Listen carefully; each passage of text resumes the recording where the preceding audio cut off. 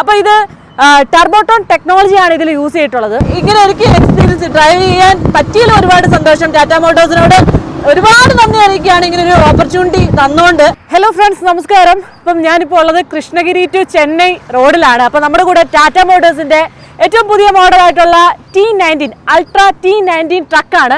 അപ്പോൾ ഈ ഒരു ട്രക്ക് വന്നിട്ടെന്ന് വെച്ച് കഴിഞ്ഞാൽ ഓൾ ഇന്ത്യ ഓടിക്കൊണ്ടിരിക്കുന്ന ഒരു ട്രക്കാണ്. അതായത് ഈ ഒരു ട്രക്കിൻ്റെ ഏറ്റവും വലിയൊരു പ്രത്യേകത എന്ന് വെച്ച് കഴിഞ്ഞാൽ ഈ ഒരു ട്രക്കിൻ്റെ യൂസേജ് തന്നെയാണ്. അതായത് ഈ ഒരു ഇ-കൊമേഴ്സ് അല്ലെങ്കിൽ ഈ പാർട്സ് സർവീസ് പോലെയുള്ള പർപ്പസിലേക്ക് ഇപ്പം ടു വീലേഴ്സ് ഒക്കെ കൊണ്ടുപോകാനോ അല്ലെങ്കിൽ ഓട്ടോമോട്ടീവ് പാർട്സ് ഒക്കെ കൊണ്ടുപോകാനോ അങ്ങനെയുള്ള ടൈപ്പ് ഓഫ് പർപ്പസിലേക്ക് യൂസ് ചെയ്യുന്ന ഒരു ട്രക്കാണ്. അപ്പോൾ ഇത് ടർബോട്ടോൺ ടെക്നോളജിയാണ് ഇതിൽ യൂസ് ചെയ്തിട്ടുള്ളത്. അതായത് അൾട്രാ T19 ഓൾറെഡി ഉണ്ടായിരുന്നു BS6 phase 1. അപ്പോൾ ഇതിപ്പം phase 2 ട്രക്കാണ്. കുറച്ചുകൂടെ സ്മാർട്ടർ, കുറച്ചുകൂടെ ഫ്യൂൽ എഫിഷ്യൻസി കൂട്ടിയിട്ട് ഈ ഒരു പർപ്പസിലേക്ക് വേണ്ടി മാത്രമായിട്ട് ഇറക്കിയിട്ടുള്ള ട്രക്കാണ്. അപ്പോൾ ഇതിലെ ടർബോട്ടോൺ 2.0 എന്നത് നമുക്ക് ഈ സൈഡിൽ ഈ ഒരു സ്റ്റിക്കറിങ്ങും അതിൻ്റെ ഒരു ഗ്രാഫിക്സ് കാര്യങ്ങളൊക്കെ കാണാം. അപ്പോൾ ഇത് ഓടുന്ന റൂട്ട് എന്ന് വെച്ച് കഴിഞ്ഞാൽ ഓൾ ഇന്ത്യ ലെവലിൽ ഓടുന്ന ഒരു ട്രക്കാണ്. അതായത് ഗോൾഡൻ ക്വാഡ്രിലാറ്ററൽ സുവർണചതുരം, അതായത് മെയിൻ സിറ്റീസ്, ഇന്ത്യയിലെ ഹൈവേസ് പോകുന്ന മെയിൻ സിറ്റീസ്, ഇപ്പം ഡൽഹി, കൊൽക്കത്ത, മുംബൈ, ചെന്നൈ, ആ ഒരു റൗണ്ട് പിടിച്ചിട്ട് ഏകദേശം 1 lakh kilometer ആണ് ഇത് ഓടുന്നത്. അത് നിർത്താതെയാണ് ഓടുന്നത്. ഡ്രൈവേഴ്സ് പലരും മാറി മാറി ഡ്രൈവ് ചെയ്യാണ്, വണ്ടി നിർത്തുന്നില്ല. അത്യാവശ്യം ഫുഡ് കഴിക്കാനും പിന്നെ എന്തെങ്കിലും എമർജൻസി സർവീസ് വന്നാൽ മാത്രമേ വെഹിക്കിൾ നിർത്തുന്നുള്ളൂ. ബാക്കി ഫുള്ളും ഈ ഒരു ട്രക്ക് ഫുൾ ഓടുവാണ്. അത് ശരിക്കും ഇങ്ങനെ ഓടുന്നതിൻ്റെ ഒരു പ്രധാന ഉദ്ദേശം എന്ന് വെച്ച് കഴിഞ്ഞാൽ തന്നെ നമുക്ക് ഈ ഒരു ട്രക്കിൻ്റെ ഡ്യൂറബിലിറ്റിയും ഇതിൻ്റെ ടെസ്റ്റിംഗ് നടത്തിക്കൊണ്ടിരിക്കുകയാണ്. ഇപ്പം നമുക്ക് എല്ലാവർക്കും അറിയാം, പല വെഹിക്കിൾസും ടാറ്റാ മോട്ടോഴ്സ് അല്ലെങ്കിൽ മറ്റു മാനുഫാക്ചേഴ്സൊക്കെ ഇറക്കുമ്പോൾ തന്നെ ഇങ്ങനെ പല രീതിയിൽ റോഡ് ടെസ്റ്റും അല്ലെങ്കിൽ അതുപോലെയുള്ള ടെസ്റ്റിംഗ് നടത്തിയിട്ടാണ് നമ്മുടെ കയ്യിലേക്കൊക്കെ എത്തുന്നത്. അപ്പോൾ അതിൻ്റെ ഒരു വലിയൊരു ഉദാഹരണമാണ് ഈ ഒരു ട്രക്കിൻ്റെ റണ്ണിങ് തന്നെ. അപ്പോൾ ഇപ്പം തന്നെ ഏകദേശം ഒരു 53,000 കിലോമീറ്ററോളം ഇപ്പോൾ ഓടിയിട്ടുണ്ട്. ഏകദേശം ഇനി 19 റൗണ്ട്സ് ഏതാണ്ടാണ് ടോട്ടൽ ഉള്ളത്. നമ്മൾ ഏകദേശം 9-10 ആ ഒരു റൗണ്ടിലാണ് നിൽക്കുന്നത്. അപ്പോൾ കുറേ ഒന്ന് വെയിറ്റ് ചെയ്ത് കുറച്ച്, കാരണം ഇപ്പോൾ ഇതിൻ്റെ ഡ്രൈവേഴ്സിനെയൊക്കെ നമ്മൾ പിടിച്ച് നിർത്തിയിട്ടാണ് ശരിക്കും ഈ ഒരു ട്രക്കിൻ്റെ വീഡിയോ എടുക്കുന്നത്. ഇനി കുറച്ച് ഇതിൻ്റെ ഡ്രൈവേഴ്സിനോടൊക്കെ ചോദിച്ചിട്ട് ഇതിൻ്റെ ഓവറോൾ എക്സ്പീരിയൻസ് കാര്യങ്ങളൊക്കെ ഷെയർ ചെയ്യുന്നുണ്ട്. അപ്പോൾ എന്തായാലും നമുക്ക് അൾട്രാ T19 വാക്ക് അറൗണ്ട് ഒന്ന് നോക്കാം. ടാറ്റാ മോട്ടോഴ്സിൻ്റെ അൾട്രാ T19 ഫ്രണ്ടിലേക്ക് വരുമ്പോഴേക്കും നമുക്ക് ആക്ച്വലി ഈ ഒരു അൾട്രയുടെ മുന്നേ കണ്ടിട്ടുണ്ടായിരുന്ന ആ ഒരു അൾട്രയുടെ ഫേസ് തന്നെയാണ് ഫസ്റ്റ് ലുക്കിൽ കാണുന്നത്. അപ്പം ഇതിലെ മെയിൻ വ്യത്യാസം എന്ന് പറഞ്ഞാൽ ടർബോട്ടോൺ 2.0 ആ ഒരു അഡ്വാൻസ്ഡ് ആയിട്ടുള്ള കുറച്ച് റിഫൈൻഡ് ആയിട്ടുള്ള എഞ്ചിൻ വന്നു എന്നുള്ളതാണ്. അതേപോലെ നമുക്ക് ഫ്രണ്ട് ലുക്ക് കാര്യങ്ങളൊക്കെ നോക്കാം. അതിന് മുന്നേ ഒരു കാര്യം ഒന്ന് ആഡ് ഓൺ ചെയ്തോട്ടെ. ഈ ഒരു വാഹനത്തിൻ്റെ ടോട്ടൽ GVW എന്ന് പറയുന്നത് 19 ആണ്. അതേപോലെ തന്നെ ഇതിൻ്റെ പേലോഡ് എന്ന് പറയുന്നത് 10 ടണ്ണോളമാണ് പേലോഡ് വരുന്നത്. അപ്പോൾ ഇത് വിത്ത് ലോഡിലാണ് ഇത്രയും ഓടിക്കൊണ്ടിരിക്കുന്നത് കേട്ടോ. അതേപോലെ തന്നെ ഇതിൻ്റെ ഡെക്കിൻ്റെ ലെങ്ത് എന്ന് പറയുന്നത് 20 ഫീറ്റോളമാണ്. അപ്പോൾ പല വേരിയൻസ് അവൈലബിൾ ആണ്. ഇതിപ്പോൾ 20 ഫീറ്റിൻ്റെ ആണ്, പല വേരിയൻസ് ഉണ്ട്. അത് നമ്മുടെ കസ്റ്റമേഴ്സിൻ്റെ ഒക്കെ നീഡ്സിനൊക്കെ അനുസരിച്ചിട്ട് നമുക്ക് ചൂസ് ചെയ്യാവുന്നതാണ്.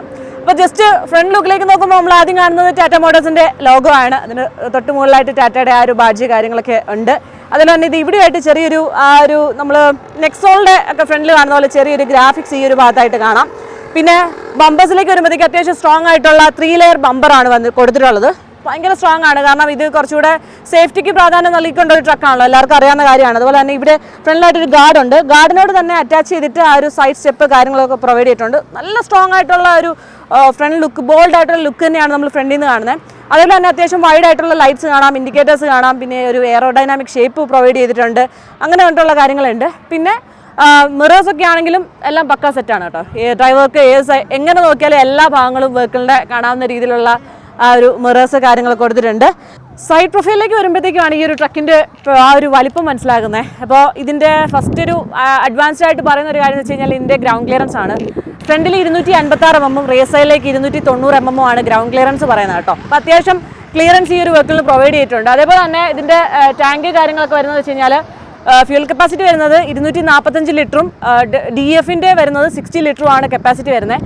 അതേപോലെ തന്നെ ടയർ പ്രൊഫൈലിലേക്ക് വരുമ്പോഴത്തേക്കും 295/90 R20 പ്രൊഫൈലിലുള്ള ടയേഴ്സ് കാണാം. അതേപോലെ തന്നെ നമുക്ക് ജസ്റ്റ് ഇൻസൈഡ് നോക്കാം. ഇൻസൈഡ് നോക്കുമ്പോഴത്തേക്കും അത്യാവശ്യം വൈഡ് ഓപ്പണിംഗ് ആയിട്ടുള്ള ഡോസ് ഇൻസൈഡ് ആണെങ്കിലും അത്യാവശ്യം നല്ല സ്പേഷ്യസ് ആണ്.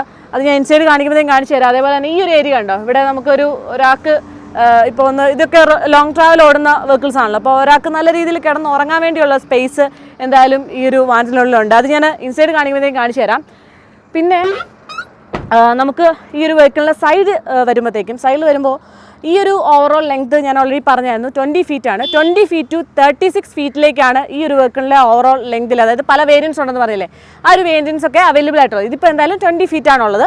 സൈഡിലേക്ക് നോക്കുമ്പോഴത്തേക്കും സൈഡിൽ ഒരു പ്രൊട്ടക്ഷൻ പോലെ നമ്മളിപ്പം പെട്ടെന്ന് പറയുകയാണെങ്കിൽ യോധ ഇപ്പോൾ 2.0 വന്നപ്പോഴത്തേക്ക് അതിൽ ചെറിയൊരു പ്രൊട്ടക്ഷൻ കണ്ടിട്ടുണ്ടല്ലോ എന്ന് പറഞ്ഞ പോലെ ഇതിൽ ചെറുതല്ല, ഫുള്ളൊരു ഗാർഡ്, അവിടെ തൊട്ട് എൻഡ് വരെ ഒരു ഗാർഡ് കൊടുത്തിട്ടുണ്ട് ഫോർ സേഫ്റ്റി. അത് ടാങ്കിനും അതുപോലെ തന്നെ സ്പെയർ വീലിനും ഒക്കെ ഒരു സപ്പോർട്ട് കിട്ടുന്ന രീതിയിൽ ഫോർ സേഫ്റ്റിക്ക് വേണ്ടിയാണ് ഇങ്ങനെ ഒരു ഗാർഡ് കൊടുത്തിട്ടുള്ളത്. അതേപോലെ നമുക്ക് ജസ്റ്റ് റിയർ സൈഡ് ഒന്ന് നോക്കാം. അപ്പോൾ ഈ ഒരു side impact protector front tyre to rear wheel വരെ ഉള്ളൂ കേട്ടോ. പിന്നെ ഈ ഒരു ബാക്ക് സൈഡിലേക്ക് ഈ ഒരു ഹാങ് വയ്ക്കുന്ന ഭാഗത്ത് പ്രൊട്ടക്ടർ ഒന്നും ഇല്ല. ഇവിടുന്ന് തന്നെ ലെങ്ത് കാണുമ്പോൾ തന്നെ മനസ്സിലാവും, അത്യാവശ്യം നല്ലൊരു ലെങ്ത്, ബാക്കിലേക്ക് നല്ലൊരു ലെങ്ത് വരുന്നുണ്ട്. പിന്നെ റിയർ സൈഡിലും ഒരു ഗാർഡ് കാര്യങ്ങളൊക്കെ കൊടുത്തിട്ടുണ്ട്. നമ്മളെല്ലാ വലിയ വെഹിക്കിൾസിലും കാണുന്ന പോലെ ആ ഒരു ഗാർഡ് കാര്യങ്ങളുണ്ട്. LED ടെയിൽ ലാംപ്സ് ഇവിടെ കാണാം, റിയർ സെൻസേഴ്സ് കാര്യങ്ങളൊക്കെ കൊടുത്തിട്ടുണ്ട്. അതേപോലെ തന്നെ അത്യാവശ്യം സ്ട്രോങ് ആയിട്ടുള്ള ബോഡി കാര്യങ്ങളൊക്കെയാണ് ഓവറോൾ ഇതിൻ്റെ. നമ്മളിപ്പോൾ ഇതിൻ്റെ ഒരു വലിപ്പം കണ്ടല്ലോ, ഗംഭീരമായിട്ടുള്ളൊരു ഹെവി ഒരു വെഹിക്കിൾ തന്നെയാണ്. അപ്പോൾ എന്നായാലും ഇനിയിപ്പം ഇൻസൈഡ് ഒന്ന് കാണിച്ചു തരാം. അൾട്രാ T90ൻ്റെ ഇൻസൈഡ് കാണണ്ടേ. അപ്പം ഇൻസൈഡിലേക്ക് വരുമ്പോഴത്തേക്കും എനിക്ക് ഏറ്റവും ഇഷ്ടപ്പെട്ടൊരു കാര്യമാണ് ഇതിൻ്റെ സ്പ്രിംഗ് സീറ്റ്സ് കേട്ടോ. ഇത് കേട്ടോ ഭയങ്കര രസമായിട്ടുണ്ട്. ലോങ് ഒക്കെ പോകുമ്പോഴത്തേക്കും വളരെ കംഫർട്ടബിൾ ആണ് ഡ്രൈവേഴ്സിന്. 4-way അഡ്ജസ്റ്റബിൾ ആണ്. ഒരു 45 ഡിഗ്രിയിൽ നമുക്ക് റിക്ലൈൻ ചെയ്ത് വെക്കാൻ വേണ്ടി ഓപ്ഷൻ ഉണ്ട്. അങ്ങനെ കൊണ്ടുള്ള കാര്യങ്ങളൊക്കെ ഉണ്ട്. ഡ്രൈവർ സൈഡൊക്കെ പക്ക. അതേപോലെ നമുക്ക് സ്റ്റിയറിംഗ് വീലിലേക്ക് നോക്കുമ്പോഴത്തേക്കും സ്റ്റിയറിംഗ് വീൽ വരുന്നത് 4 സ്പോക്ക് വീൽസ് ആണ് വരുന്നത്. ക്രൂയിസ് കൺട്രോളിൻ്റെ ഓപ്ഷൻ ഉണ്ട്. അതുപോലെ തന്നെ ഡ്രൈവിംഗ് നമുക്ക് മോഡ്സ്, ഇപ്പം വെയിറ്റ് ഒക്കെ ലോഡ് കൂടുന്നതനുസരിച്ചിട്ട് പല മോഡ്സ് ഇതിൽ കൊടുത്തിട്ടുണ്ട്. അതേപോലെ തന്നെ ഹിൽ സ്റ്റാർട്ട് അസിസ്റ്റ് തുടങ്ങിയിട്ടുള്ള കാര്യങ്ങൾ ഇതിൽ വന്നിട്ടുണ്ട്.